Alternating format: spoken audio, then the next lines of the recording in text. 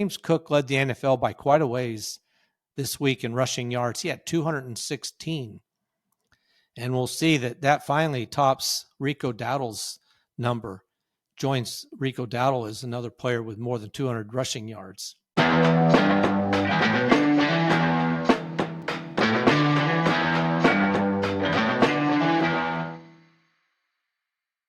All right, welcome to Just the Stats NFL Top 10's for Tuesday. Hope you enjoyed the Monday night game. I guess you would if you were a Kansas City Chief fan. Otherwise, you did not. We'll talk about that game just briefly, talk about some of the interesting top 10s that came out of that game for the Kansas City Chiefs. Also look at top 10s for Week 8, different categories, and then compare that to any of the Week 8s that might have been good enough to make it into the top 10 for the season in game stats. Tomorrow we'll look at season stats overall for the entire season, see who's leading the NFL. Like people like Chase just charged up this charts in the receptions lately. But that we'll do that tomorrow. But today, like I said, we'll do the top 10 from game status. We'll wrap it up now that Monday night game is over. So with that, let's get started. So like I said, we'll take a look at the Monday night game. Kansas City Chiefs won that 28-7 over the Washington Commanders. It was 7-7 at halftime. And for me, they did intercept Mahomes twice. You figure if you can do that, you have a chance to win. But to me, the key stat was both teams went for it on fourth down twice. Kansas City made it both times, and the Commanders did not make it either time. I think that was the key right there. Washington Commanders just needed to sustain the drives. They went for it on fourth down twice, missed it. Same with the Kansas City Chiefs. The Commanders would hold them on third down, fourth down, even a 4th and 6, I believe it was, something like that. Kansas City went for it and got it. It was just a big difference in the game to me. Mariota, he was okay, but he really just, that's all I can say about him. He was just okay. They'll be happy to get Daniels back. So that was a key stat for me and why Kansas City maintained the drives and then scored, whereas the Commanders turned the ball over, stopped them right in their tracks. All right, so let's look at a couple of stats for the Kansas City Chiefs. One, if you watched the game, you heard this. Travis Kelce was one touchdown, total touchdowns behind Priest Holmes with 80. Priest Holmes has 83. Travis Kelce had 82. He got one. He now is tied for most touchdowns in Kansas City history with 83. Now, he does have, that includes a few rushing touchdowns that he got, but most of his touchdowns are by reception. But anyway, now he's tied for first place all time in Kansas City history for total touchdowns. So you could safely say that sometime this season he will become the number one player for the Kansas City Chiefs as far as total touchdowns go. He already leads the Chiefs in most receptions, most receiving yards, most receiving touchdowns. So it's just another feather in his cap for him. Now, one other stat on the negative side is Patrick Mahomes, believe it or not. He had a good game. He was sacked 3 times in the game, and that's the key we're looking at here. For Kansas City Chiefs, he was tied with Bill Kenny, who played in the 80s, with 195 times that he had been sacked. So now Patrick Mahomes with 3 sacks is now in second place all by himself with that total of 195. The quarterback he replaced, Alex Smith, had 192, so he passed him this season as well. Now, it'll be years, and I'm assuming Patrick Mahomes probably is a Kansas City Chief for life, most likely, or at least most of his career. But Len Dawson played from 1962 to 1975, was sacked 372 times. So Patrick Mahomes has 198, and that means years away for that stat, if he ever even gets there. But those are a couple of stats from that game, specifically for the Kansas City Chiefs. So now let's look at the top 10s, and we'll start with the quarterbacks, which did include Patrick Mahomes. Let me get this up here. Yeah, so Patrick Mahomes had 299 passing yards, almost made it to 300.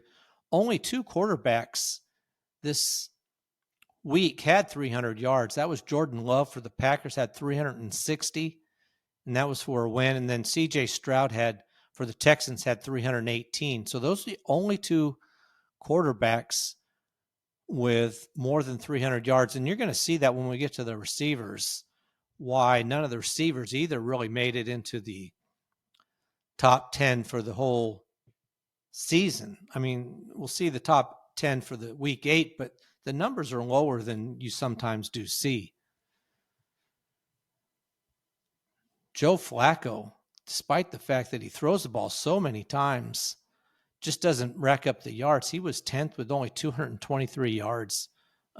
Interesting there. But yeah, only two quarterbacks this week with 300 plus yards. We had a season where there was only one, and we've had as many as about 5 or 6. So kind of fluctuates. Now with all these bye weeks, that partly does it. Plus a couple of quarterbacks or backup quarterbacks that played. So that could affect the numbers as well.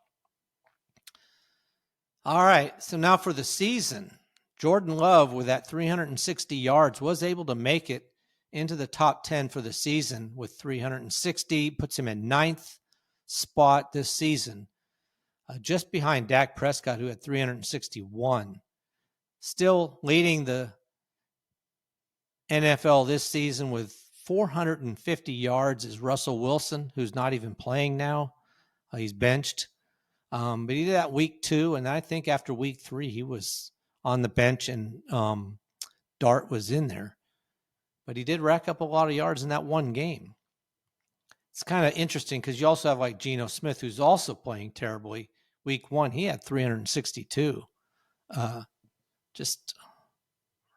Matthew Stafford didn't even play this past week, but he's on this list twice so far.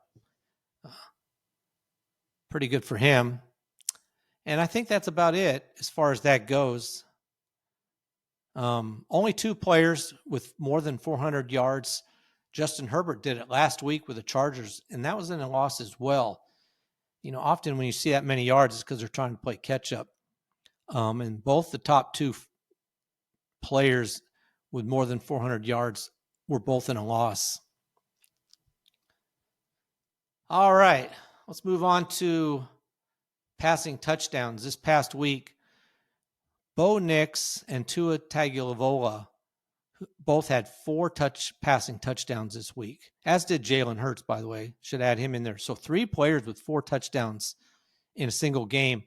Good game for Tua, who had been throwing back-to-back games where he threw 3 interceptions. Much better game for him.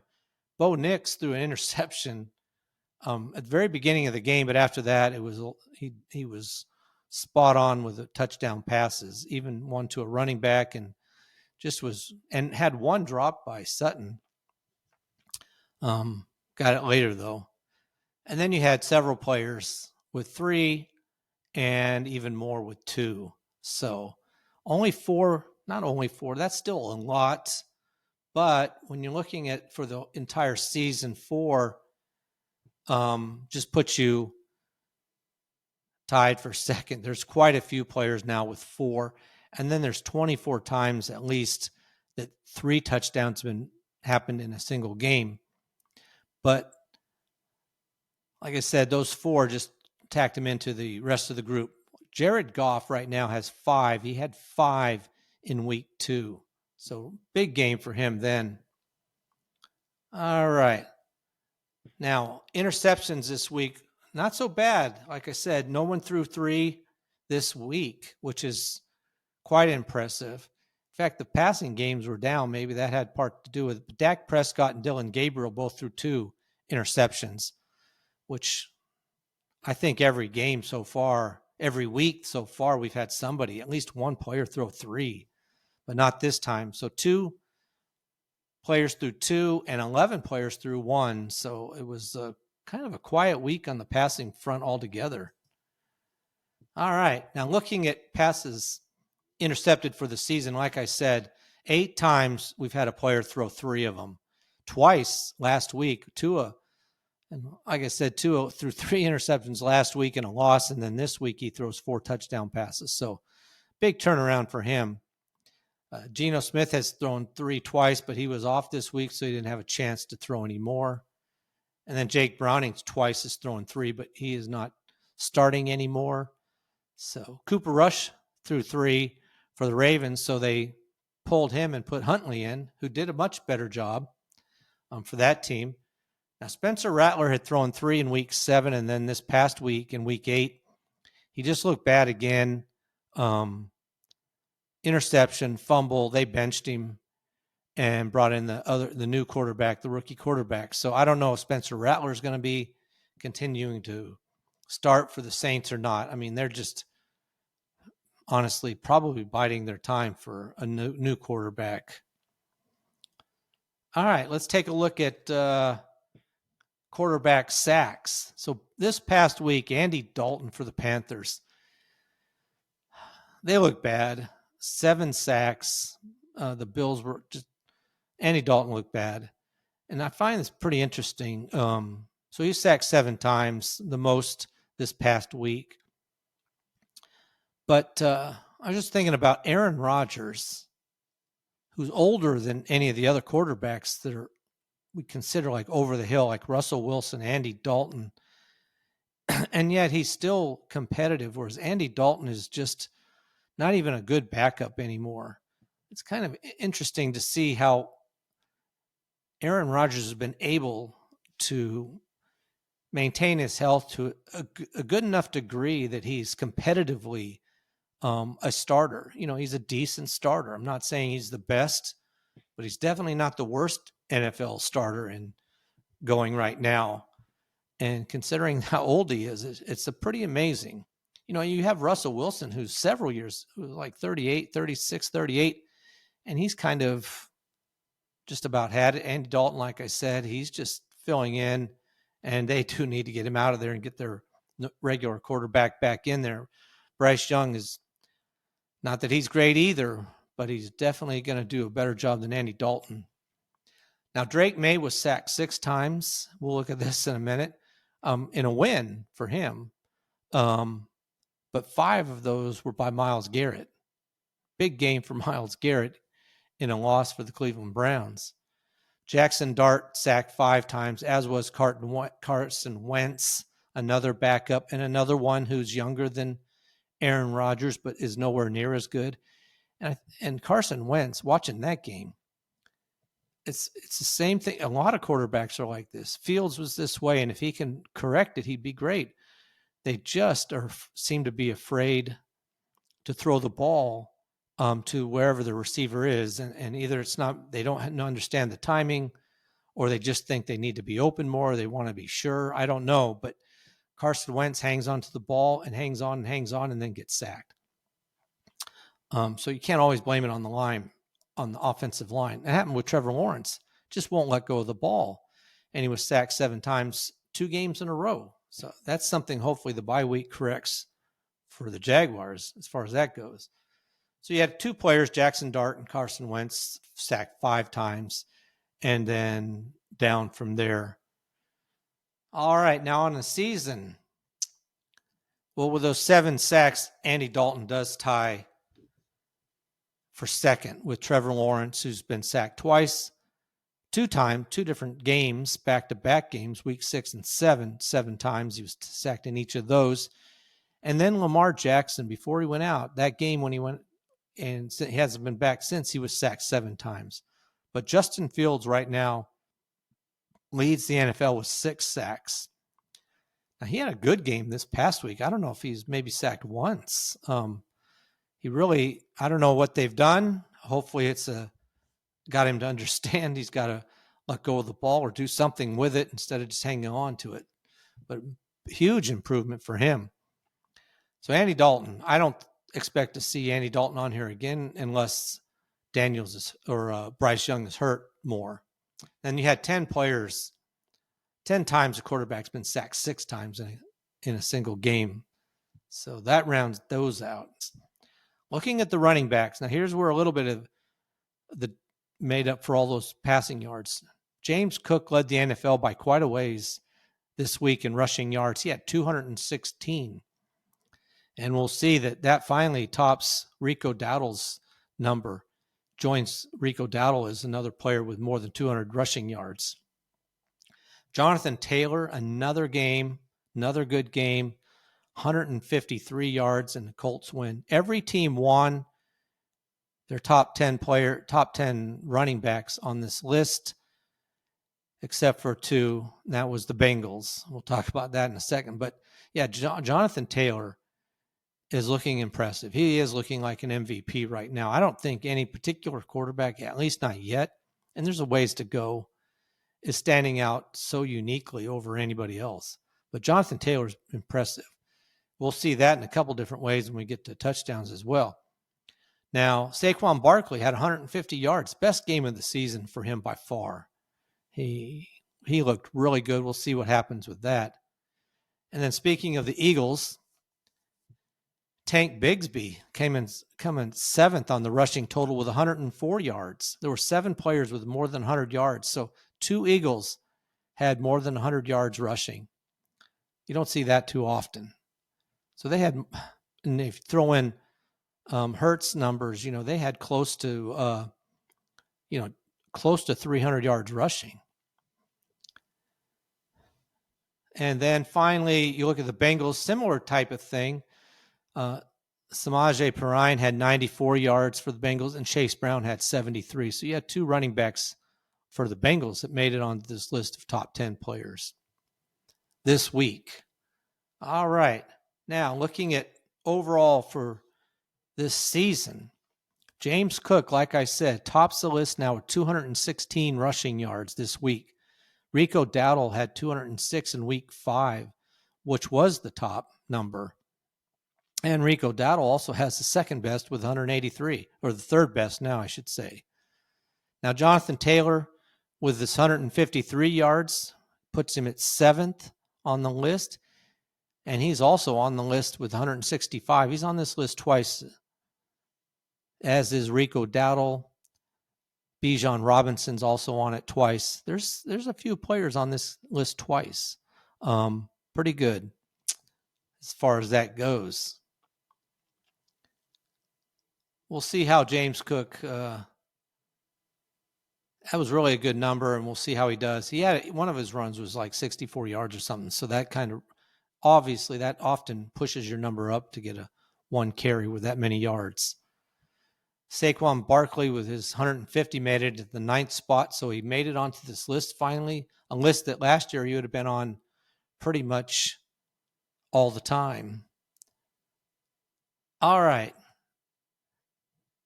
Now, looking at rushing touchdowns, several players had 2, and that was it. We've had many weeks, especially when you have Jonathan Taylor, who had 3 rushing touchdowns. He's had it a couple times, but 7 players had 2 rushing touchdowns. James Cook was one of them, as was Josh Allen. So both of those players for the Bills had 2 rushing touchdowns. That's 4 in the single game. Jonathan Taylor was on this list again with 2. This week, he's pretty much been on this list almost every week as far as rushing touchdowns go. Derrick Henry didn't have many yards. He had 71 on 21 carries, but he had 2 rushing touchdowns. And then R.J. Harvey for the Broncos had 2 rushing touchdowns and a receiving touchdown. So he actually did have 3 total touchdowns this week. So that's a look at week 8 as far as touchdowns go. Now, like I said, 5 times there's been 3 touchdowns in a single game. Jonathan Taylor's done it 3 times. And sadly for Cam Scatterbo, he did it in week 6, but he's out for the season. And they wouldn't even show his ankle. His foot was twisted, so you knew something was definitely wrong the way his foot was going off in the wrong direction. He's out for the season. Rough situation with the Giants. Like I said, we'll see how Tracy does filling in for him. And then Quinshon Judkins also had 3 in week 7. He went out in his game as well, and he's day-to-day now. So those two rookie running backs may not be playing. Well, Scatterbo definitely isn't, and Judkins probably will at some point, but I don't know about next week. All right, let's look at the quarterback rushing yards. And again, no one was just jumping out crazy here. Justin Herbert had 62 rushing yards this week to lead the NFL. Tyler Huntley filling in place of Jackson for the Ravens, had 53 in a win for them as well. So he did a decent imitation of Lamar Jackson for last week. And then Drake May had 50. Those are your top 3. And no one else had more than 31. So it was kind of a slow time for that as well. Now, looking at the season leaders in quarterback rushing yards, that 62 put Justin Herbert at 5th right now. And there's been several players who've run for 62 rushing yards. Jalen Hurts did it twice. But Justin Fields still leads the NFL with 81 rushing yards in a single game. That was in a loss in week 4. Same with the loss for Lamar Jackson, who had 70 in week 1 in a loss. But those are your top 2 players right now.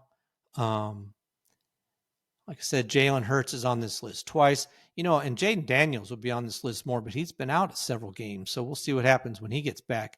Justin Herbert's on the list twice. Once was 62, once was 60. So a couple of times for him. Patrick Mahomes is on the list twice. 66 in a loss and 60 in another loss. So, sometimes it probably is better if you can not have to. And most of his yards are on scrambles. But those are your leaders right now in quarterback rushing yards. All right, let's look at the wide receivers, tight ends, and running backs as far as receiving goes.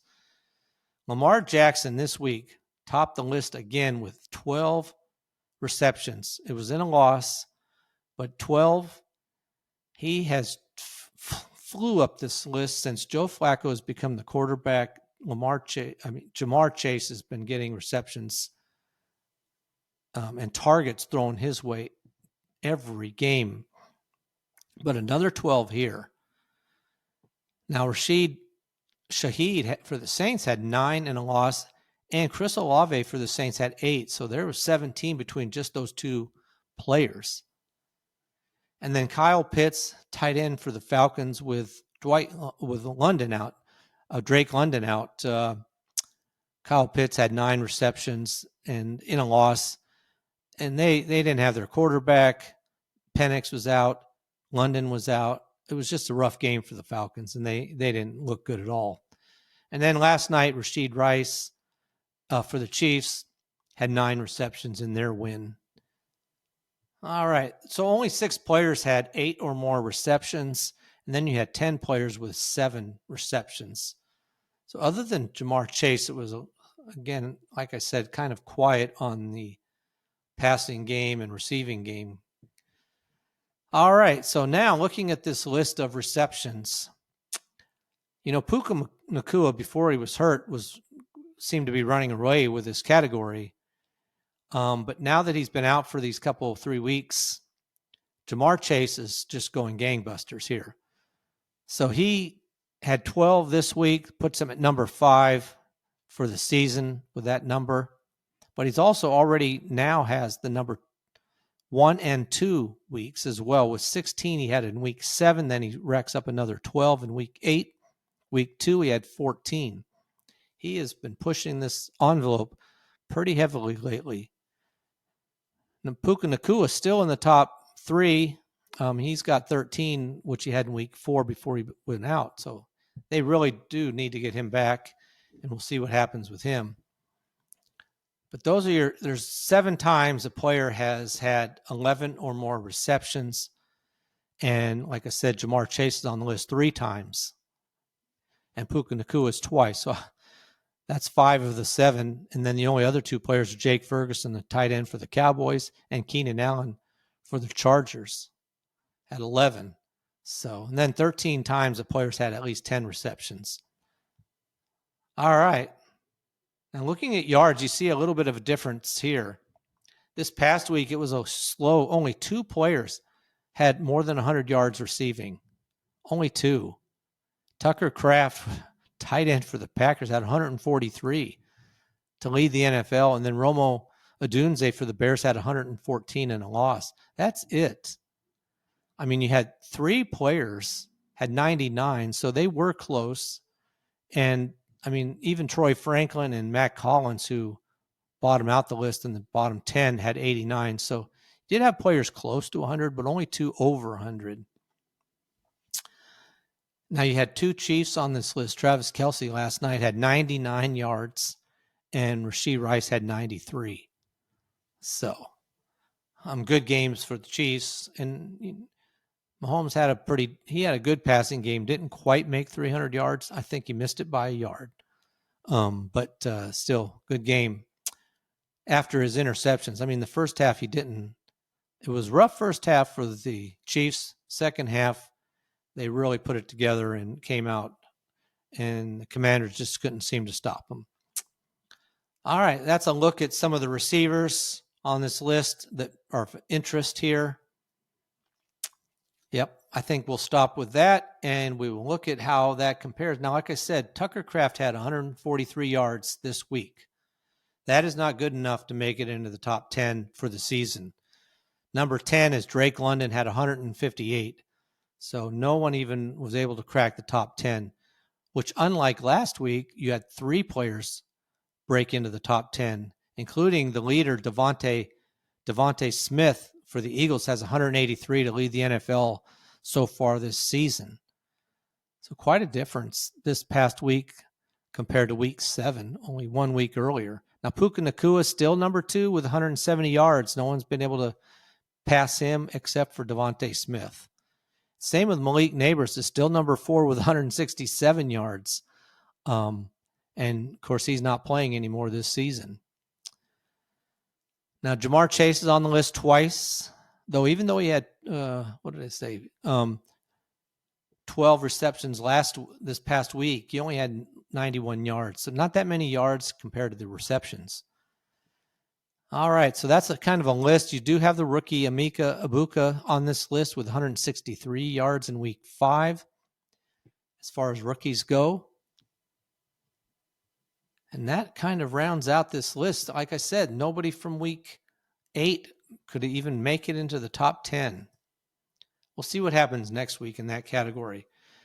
Now, same with receiving touchdowns, I should say, receiving touchdowns. Tucker Kraft, Troy Franklin for the Broncos, and Dallas Goedert all had 2 touchdown receptions.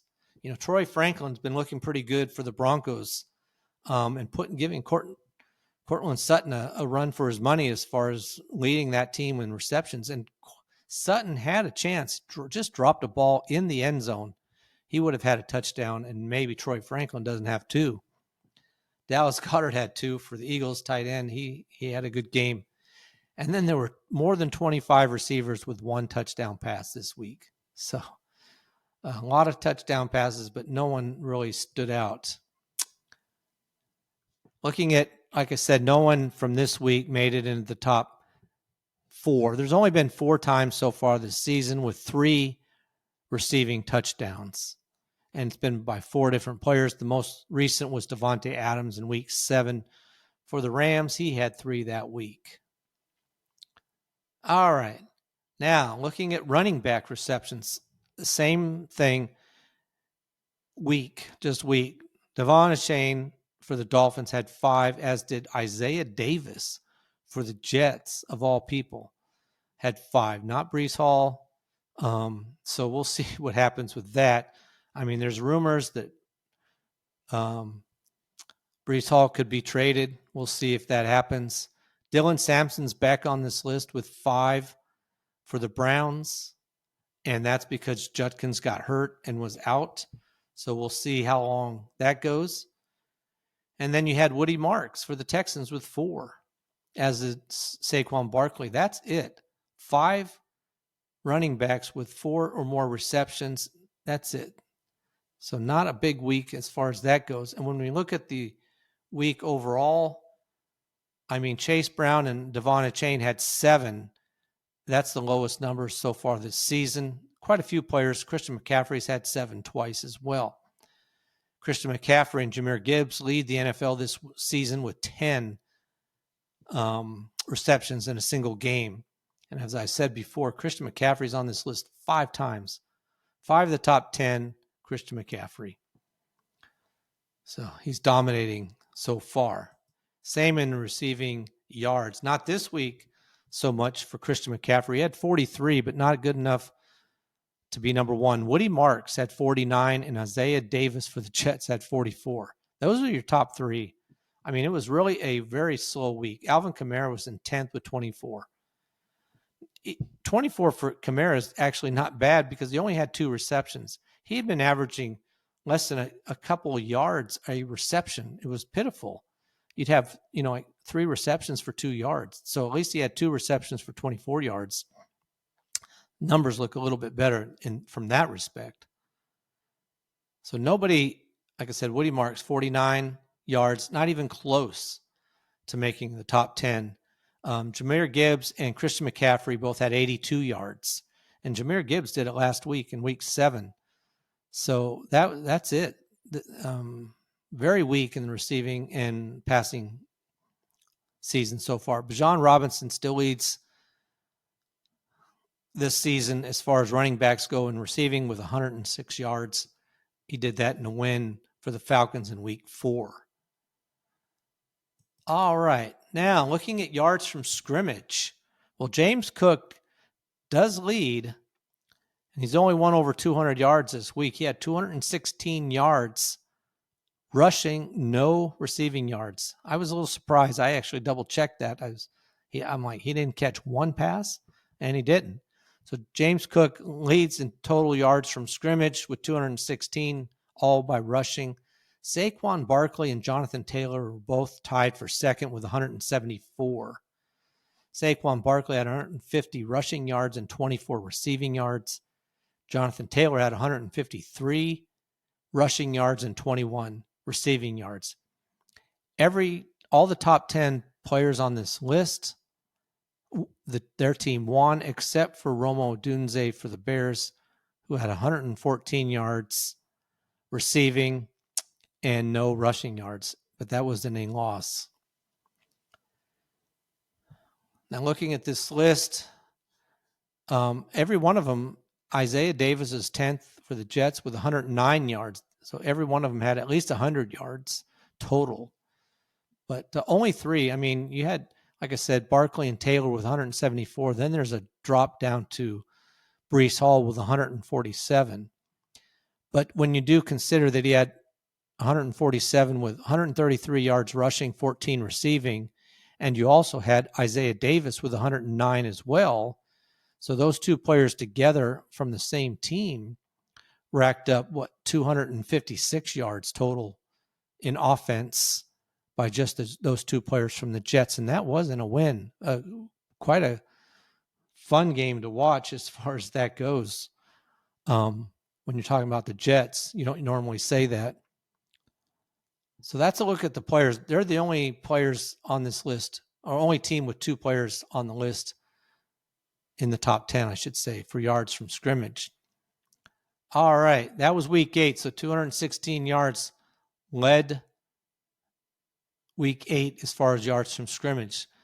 Now, when you go look at that from this season, 216 yards is only good enough for 5th because Rico Dowdle, when he had 183 yards rushing, also had 56 receiving to have the highest number here with 239 yards.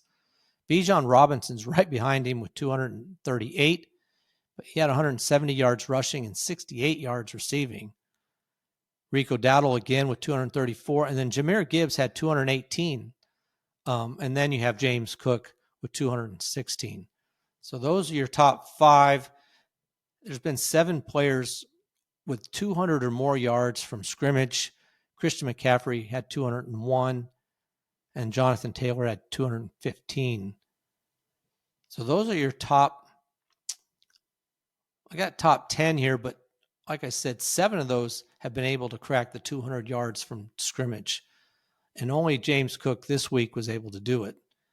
That's a tougher number to reach because you're talking about, normally you do need receiving and rushing yards, not necessarily all the time, as is the case with James Cook or Devontae Smith, who's 8th with 183 yards from scrimmage, all by receptions. All right. Now, one other category I wanted to look at here, and we'll wrap this up. That is sacks. And I only bring this up occasionally because it's not such a big number. And I'm looking at the entire season because, it's just normally not a big number to show you a whole bunch of players who had, 2 or 1 sacks in a certain week. But Myles Garrett with 5 sacks in week 8 was able to finally top the list over Tuli Tuipulotu for the Chargers, who had 4. He'd been, since week 4, he had been on this list as the number 1 player. And Myles Garrett in week 8 was able to rack up 5 sacks. And sadly, when that many sacks, you'd think you'd win, but no, both of those times were in losses. Micah Parsons with 3 is next. He did that week 7. And then you have 3 players with 2.5, and then you have a ton of players with 2, which is why I'm not always going to bring this stat up. But I thought it was good to bring up this time because of Myles Garrett with 5. All right, that is a look at week 8. Some of the game stats. All right, you can, when you watch this on YouTube at Just the Stats NFL, I'll have all the charts up that I've been talking about so you can see all the players on it or refresh your mind, or at least not have to look at me all the time when I'm talking.